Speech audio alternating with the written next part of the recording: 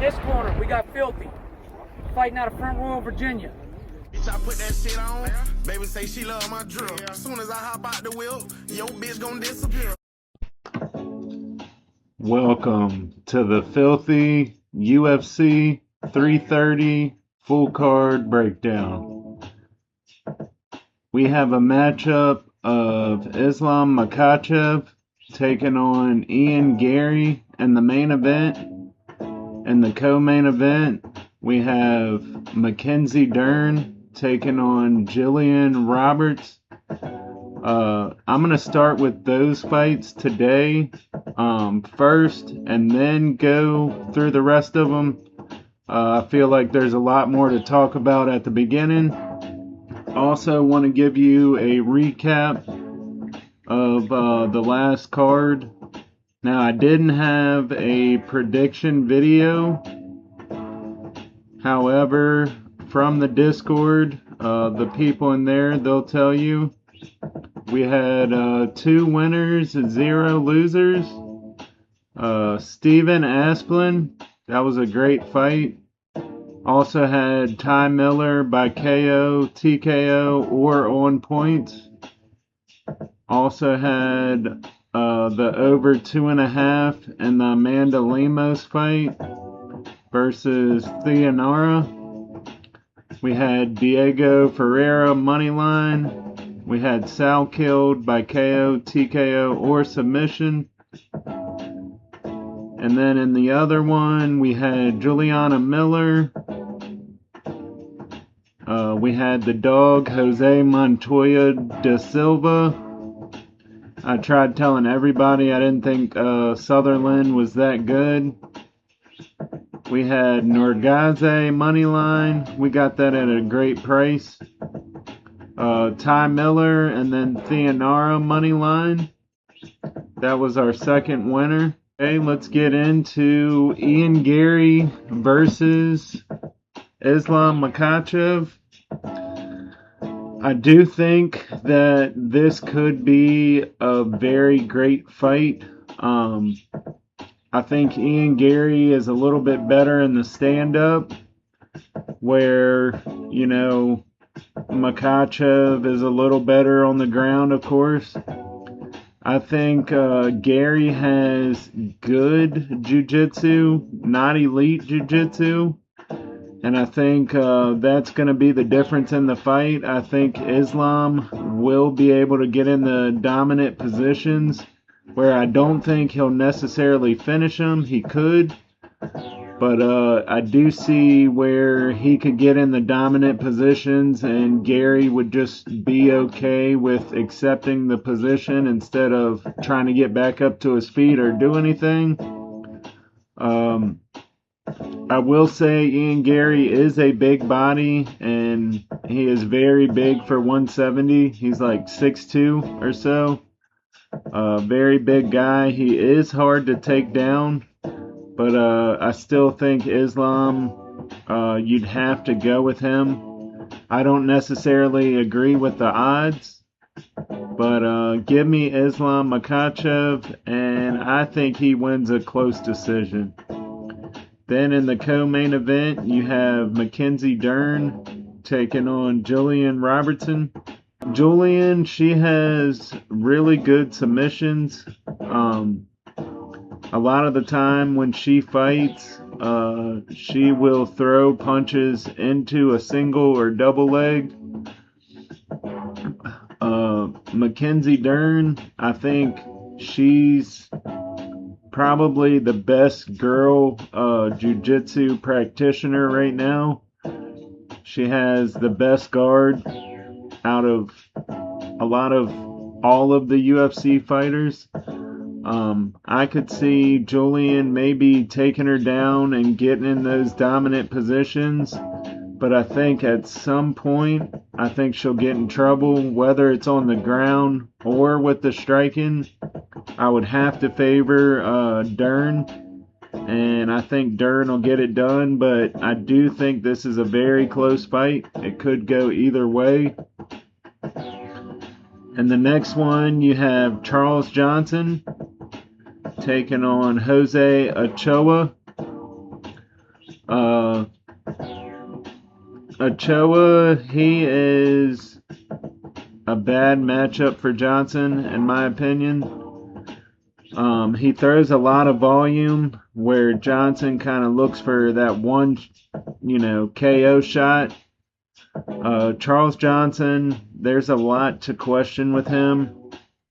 Although I think he could beat anybody and lose to anybody, as he's proved. I think here recently there's a lot more to question with him than Ochoa. So give me Ochoa in this one. And then in the next one, you got Mansour Abdul Malik taking on Dustin Stolfus. Mansour Abdul Malik, I think he was brutally KO'd in his last fight. So it's kind of crazy that he's this enormous favorite in this one. He's a very strong, powerful guy. One of those guys that could win fights real early with just his physical presence. Dustin Stolfus, he probably has, more experience. But I just think he's too slow in this matchup, where I'd have to favor Abdul Malik to find that shot at some point. So give me Mansour Abdul Malik, and I think this one will probably end by KO. Then you have Edson Barboza taking on Esteban Ribovics. I think Edson Barboza is washed, in my personal opinion. Time after time, it seems like he's going out there just to collect a paycheck, where Ribovics, he's the more hungry guy. He's looking to do this a lot longer, where I think Edson Barboza is questioning retirement. So give me Ribovics, and I think it will probably be by KO. If he can get past, the first 2 or 3 minutes, I think Barboza could be dangerous in the first few minutes or so. But after that, I think it's all Ribovics, and I also think even Barboza's cardio is to question at this point in his career. Then you got Chidi and Njokuani taking on Yoel Alvarez. And this one, I don't see how you could pick Chidi. I just don't think he has any ground game whatsoever. I think he's easy to take down. And at the same time, I really don't think he's that great of a striker. Alvarez, he has decent grappling. He's won fights via submission. I would have to favor him in this one, and I think he does find the sub at some point. Maybe he'll find the back of Chidi, or he'll get the clubbing sub if he can hurt him on the feet. And then there's a scramble, and he finds the sub. And the next one, you have Jalen Turner. This was a pretty tough one for me to decide who I wanted to win. Turner has showed you at times, he will give up. And I don't think this is an easy fight for him. I know he's going to have the length advantage, maybe the striking advantage. But he's also proved time after time that he can be finished. So I would have to say, give me Kuwe Fernandez. I think if it goes past the first round, I think Kuwe can win the second and third round. once he gets past those heavy strikes. And if he does so, I'm going to say he wins a decision or he finds that finish at the end. And the next one, you have Rafael Tobias taking on Lucas Fernando.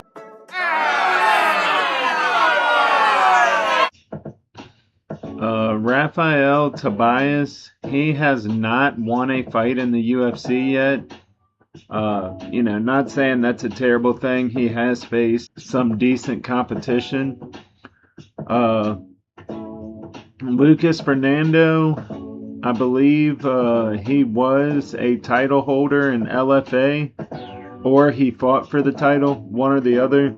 He's making his UFC debut, and I think he's a big guy. And I've liked what I've seen from him, the way he moves. I think he can win this fight. I'm going to take Lucas Fernando. Then you have Vicente Luque taking on Tresean Gore. Normally, if this was 3 years ago, I wouldn't hesitate at all. I would take Vicente Luque. He's definitely, a great fighter all time. But I think a lot of people are just going to see that name and, pick him without really knowing the history behind his last few fights and how he just doesn't look very good. I think he's past his prime. I don't think he's willing to take a beating anymore. Like, if the going gets tough in there, I don't think he'll want any part of it. And that's the reason I'm going to pick Tresean Gore. I think he'll be a step ahead because of his age. And I just think he'll get the better of the exchanges, where I don't think, Luque will be able to find a submission. And that's, really the only way I see him winning this fight. I don't think his striking has looked that good as of recently. So give me Tresean Gore in this one. And then in the next one, you have Neil Magny taking on Ramiz Brahimaj. This is also a very tough one to call. Reason being, a lot of the time, I would like to pick Neil Magny in these spots. I just think he struggles with grapplers. You've seen over and over him struggle with grapplers, and I think Brahimaj has shown me that I think he can out-grapple him, and I think that's where this fight is going to take place. I could also see, if Neil Magny was to have success, I think it's in the clinch on the cage, but I don't really see it playing out there. I would have to take the younger guy. So give me Brahimaj. And as of lately, I've actually been doing really well with fading people based off of their age. So keep that in mind as well when you're betting. Then you have Jeremiah Wells taking on Matibek. And this one, I don't think it will be close. I do see where Jeremiah Wells could have success early on because he's a great athlete.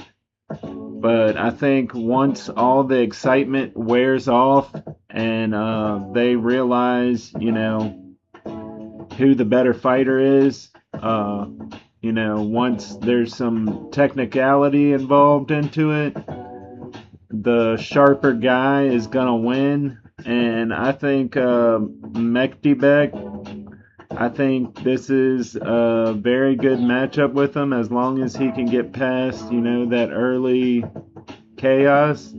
I think he wins easy. And then you got Dante Johnson taking on Eric McConico. This is one where I don't really trust either guy. I will say I trust McConico a lot more than I do Dante Johnson. I don't know why. I just really don't like the IQ stuff I've seen from him lately. I don't know if he really wants to be in there fighting. I know it's crazy. I could be off about this one, but I'm going to say give me Eric McConico to win this one. And I feel more comfortable backing him from what I've seen than Dante Johnson. And that wraps up the fight, folks. I really, really appreciate all you folks for liking and subscribing. I am almost at 85 subscribers, and we've had great success. So please hit that subscribe and like button, and please share. And God bless you folks for watching this video. Shit on. Baby say she love my drill. Soon as I hop out the wheel, yo bitch